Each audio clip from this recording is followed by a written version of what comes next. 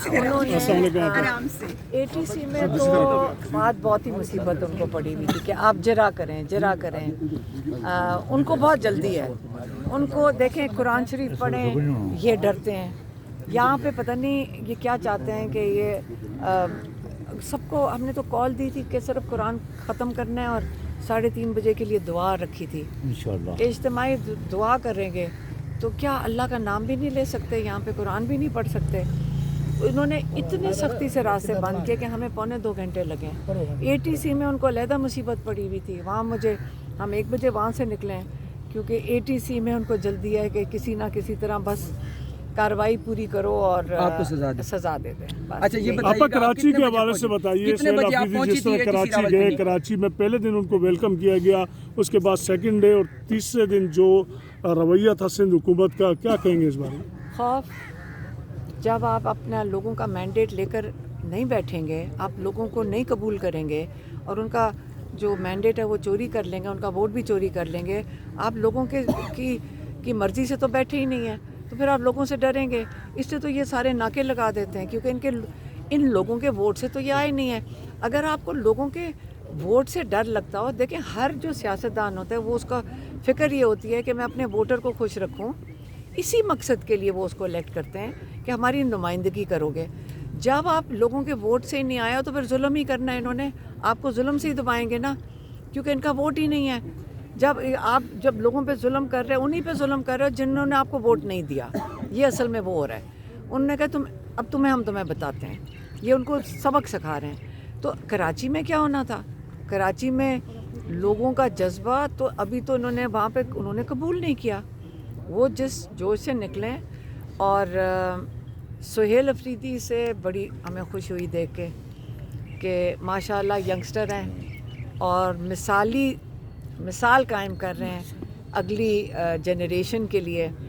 कि जब वो गाड़ी के ऊपर बैठे थे, ये कराची हुआ है कि यहाँ पे कोई अफसर नहीं निकलता बाहर डर के मारे, जूनियर अफसर नहीं निकलता, उसकी भी बुलेट प्रूफ गाड़ी होती है वो, और वो गाड़ी के ऊपर चढ़ के बैठे हुए हैं।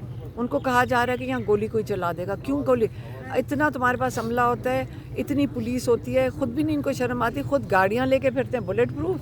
जिन्होंने हिफाजत करनी है वो ख़ुद बुलेट प्रूफ में होते हैं और आवाम को इन्होंने कुत्ता बिल्ला समझा हुआ है कि बाहर फिरें। और ये एक सेकंड और सुहेल अफरीदी, अल्लाह उसको हिम्मत दे, जिस तरह जब वो गाड़ी के बाहर निकल के बैठे थे कराची में, यकीन करें आप किसी से पूछ लें, गाड़ी से बाहर कोई नहीं निकलता। वहाँ पे बुलेट प्रूफ गाड़ी के बाहर बॉम्ब प्रूफ गाड़ियों के अंदर फिरते हैं।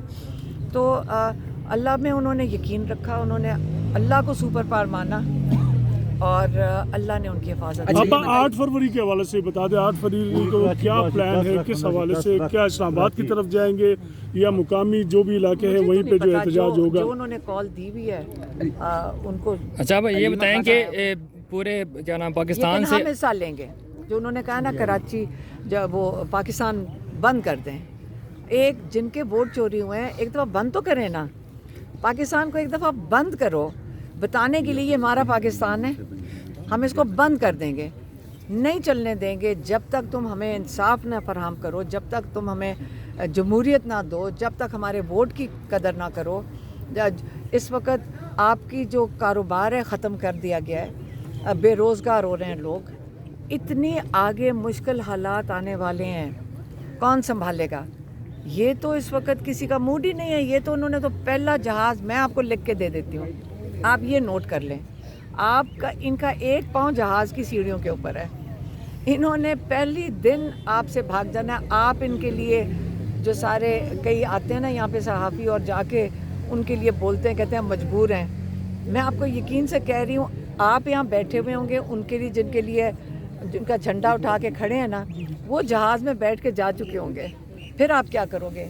जो कईयों को ये बताएंगे पूरे पाकिस्तान से MNA MPs यहाँ पे आ जाते हैं ज़ाहिर यकजहती के लिए, लेकिन पिंडी से कोई MNA MP आज तक नहीं आया, इसकी क्या वजह है?